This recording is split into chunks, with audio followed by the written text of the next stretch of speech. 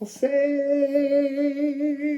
column 2, Chiron at 16 degrees of Aries.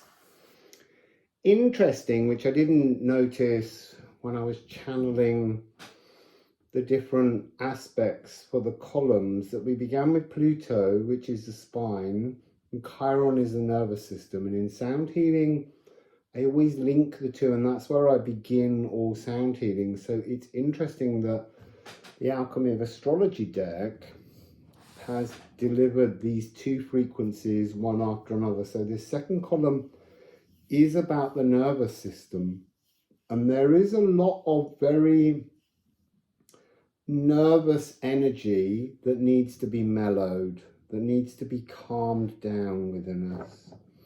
So I'm going to begin with the B flat, A sharp of Chiron, the nervous system, and maybe I'll link it to the spine. Let's see how we go.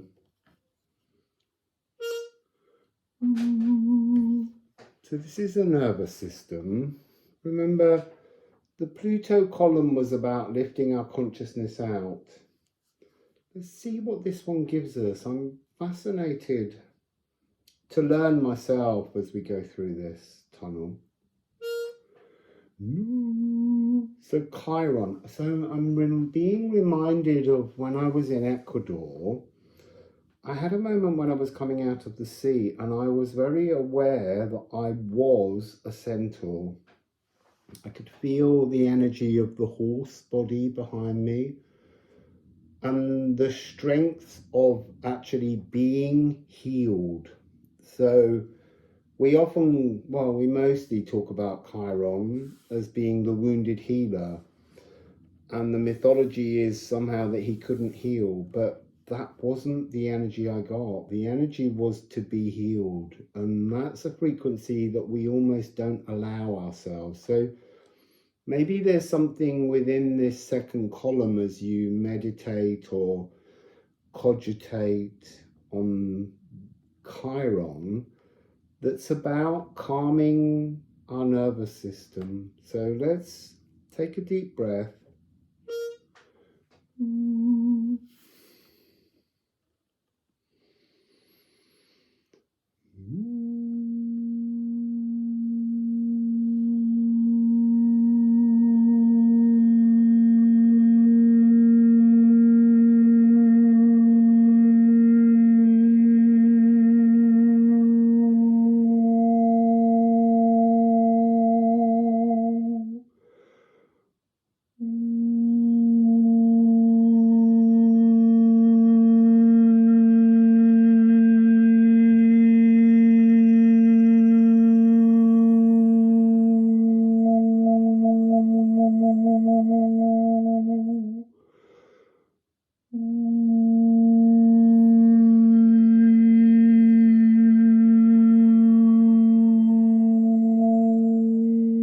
I can hear a collective pulsing of discomfort, like nerves are on edge, jangling, reading things that take place in the world currently that are causing this kind of energetic stress, which I think again is linked to this need to sort of cough out something from within our breathing apparatus.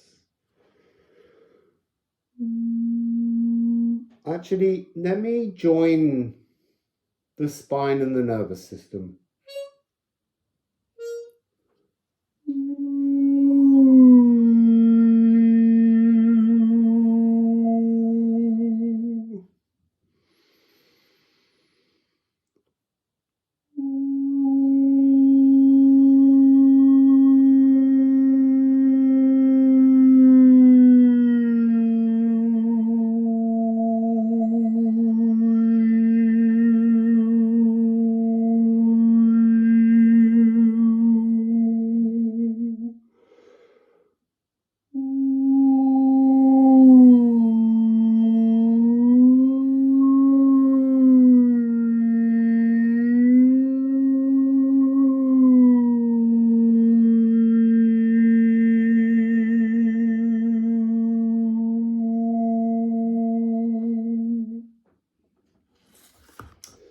So we go into the Liffruma deck. I'm going to rifle them.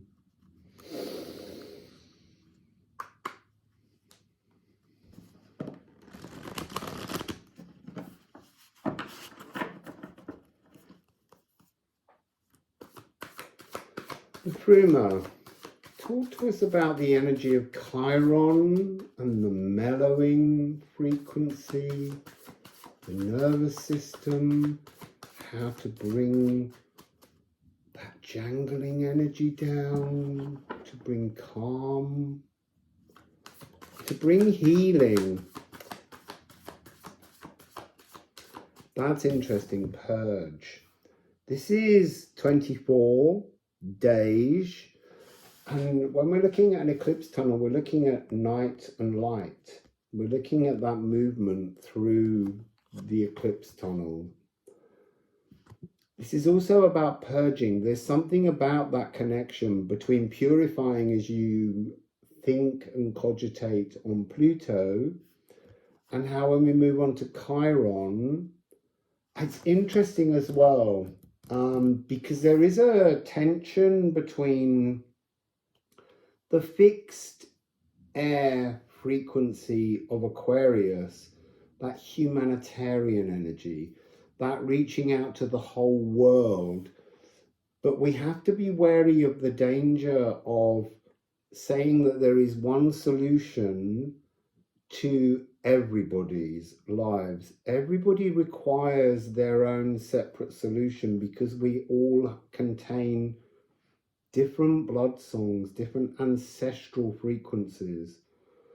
And so the age of Aries, which is where Chiron is about individual needs. So it's like, if there is any collective solution, it's that everybody has an individual healing that they have to go through to purge themselves. I'm not sure if I'm going to read that one yet. I'm going to see what the cards come out from Liffruma. Yo. This is fascinating. The yew tree is the sacral. So we're getting this message again. We are purging our sacral with Ceres. And 13 frequencies are very important frequency. So we ended Pluto with that notion of the 12 frequency, opening all of our cells to possibilities, but taking our consciousness from our body, lifting out of the spine, coming in to soothe the nervous system. And when I was working with people on this card, I was very conscious of the fact that some of my favourite yew trees are in Hastings, but there's also one in Wilmington. Maybe I could take us there at some point if someone would give me a lift. There's the giant long man of Wilmington, and there's a very ancient, it's a few thousand years old, this yew tree. This is talking about the transformation of very, very ancient stories, very, very ancient sacral energies that have been allowed to define us because they were meant to. Because we have to move past trauma, we have to move past pains in order to purge ourselves.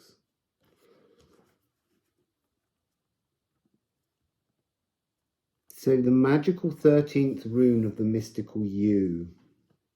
Consciousness hooked in and plugged in to the seat of your soul, to be.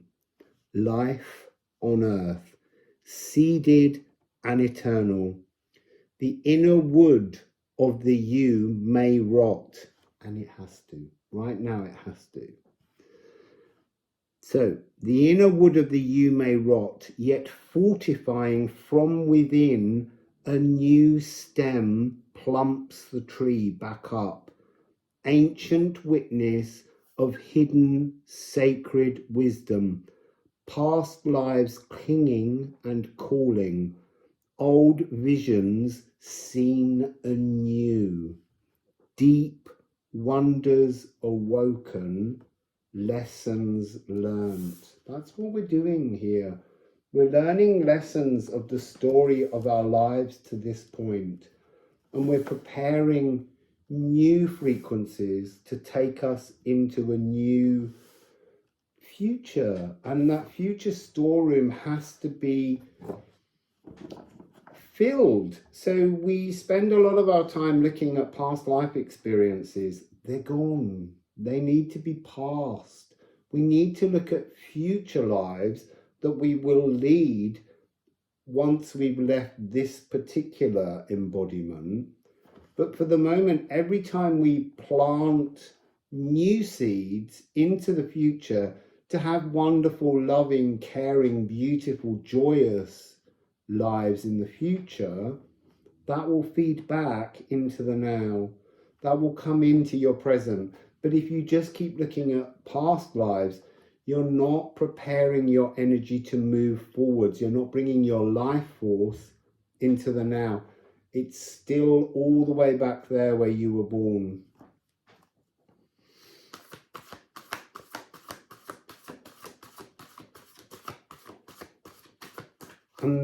This is a 10. Oops. 13 is 4, 2 and 4 is 6, 10, a completion, a new beginning.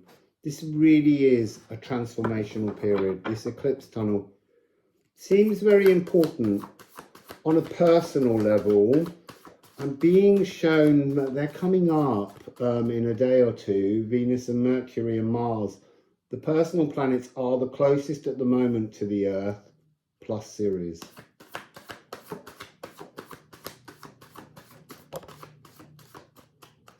Another 6. Elks. This is about becoming renewed. This is going back to the solar eclipse reading with communication. This is all about communication. Bugle calls, communication rules. Listening is key to understanding. Elk command respect to protect anything. Is that a vocal fawning or a defensive warning? Hark.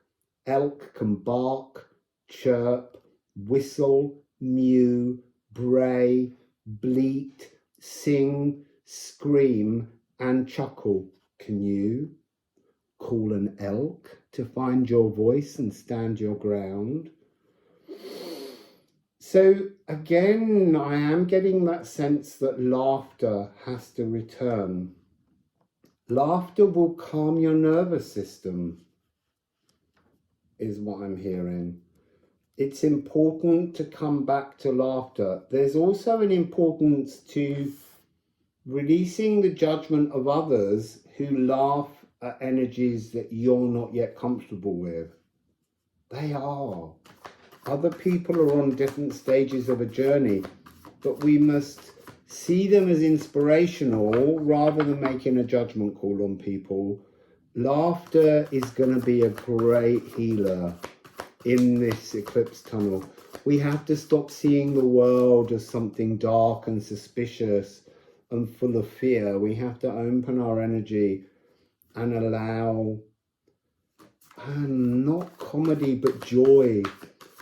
Blissful, like an atremia, would be one of the most important healings. So an atremia is when you laugh so much that you shake and you can't hold your body up, your muscles ache. It's almost like an atremia will help you calm the nervous system, because it will almost, that sense of ceaseless laughter, and that was also in the solar eclipse energy with the Waterfall card. We need to move past the seriousness and find the joy, and that will unlock our consciousness. It will help us to lift our consciousness out of these current cells overnight and return to new cells with calmer, much more temperate nervous system.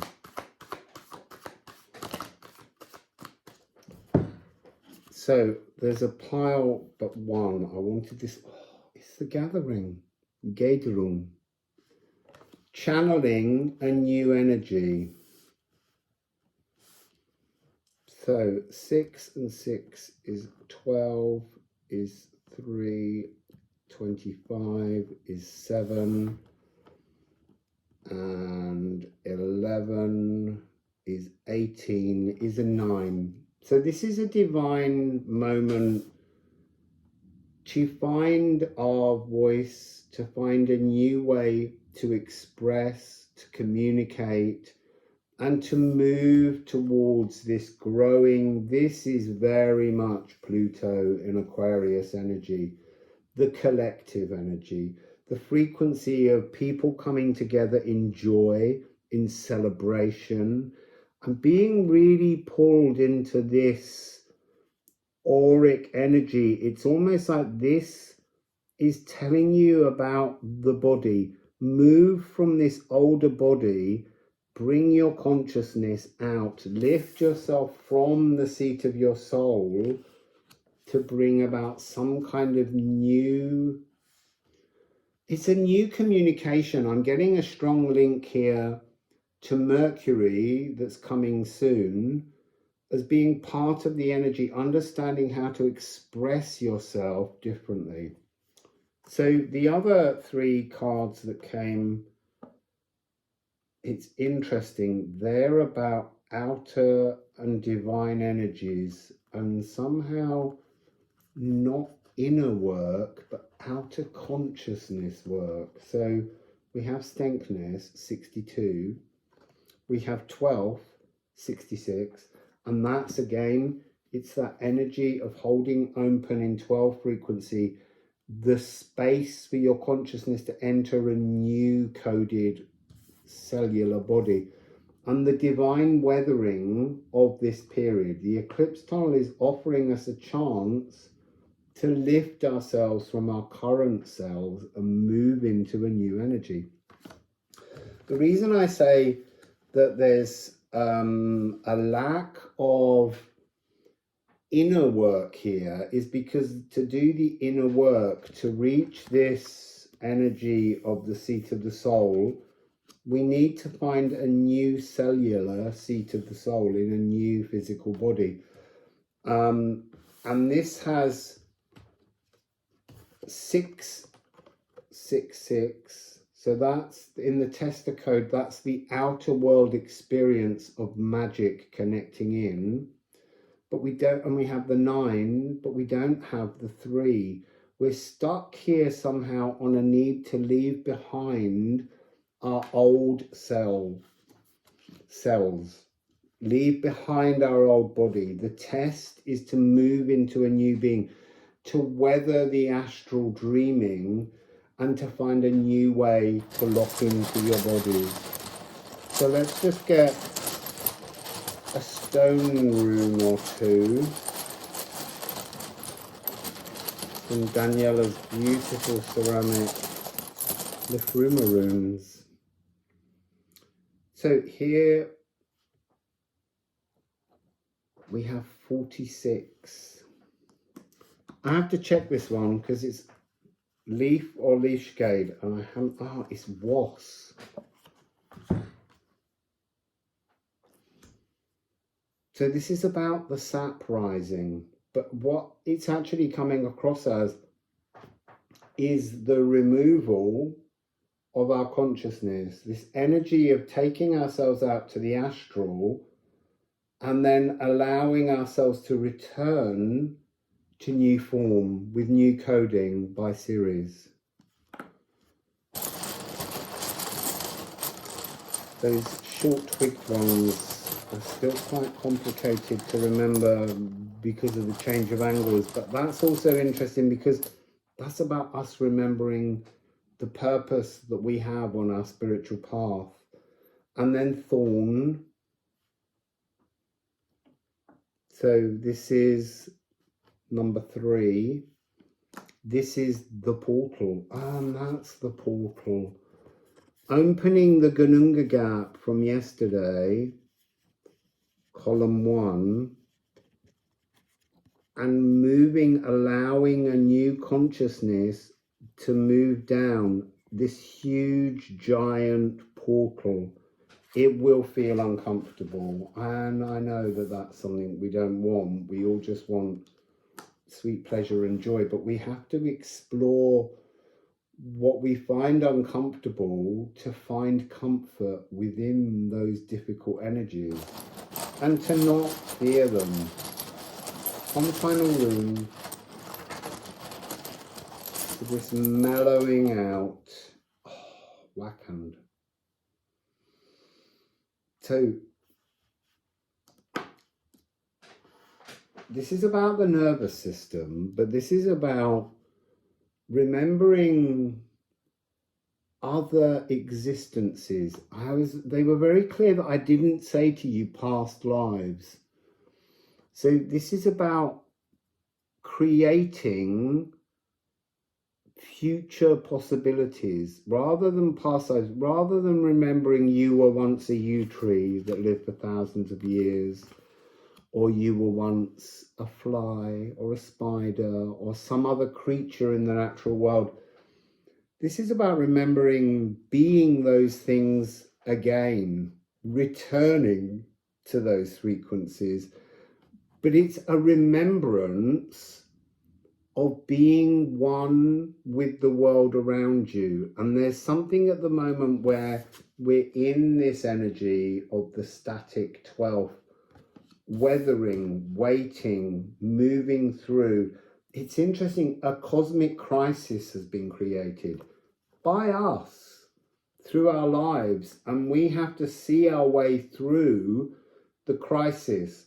So we have to understand how we create the crisis, how we developed narratives that we don't want to let go of. And this is about moving forwards. This is 64, a completion and a new beginning again. So we're just being reminded constantly that Nithhogir, the dragon on the edge of Helheim, guards this portal, guards this gateway. Are you ready to face your own inner dragon? Are you ready to look Nithhogir in the eye and say, I've changed. I've given myself a new frequency. I've lifted my sap, my consciousness, my being from this old energy, and I'm ready to move in the astral into a new space when I come out of my sleep. That seems to be a really powerful message coming through this eclipse tunnel.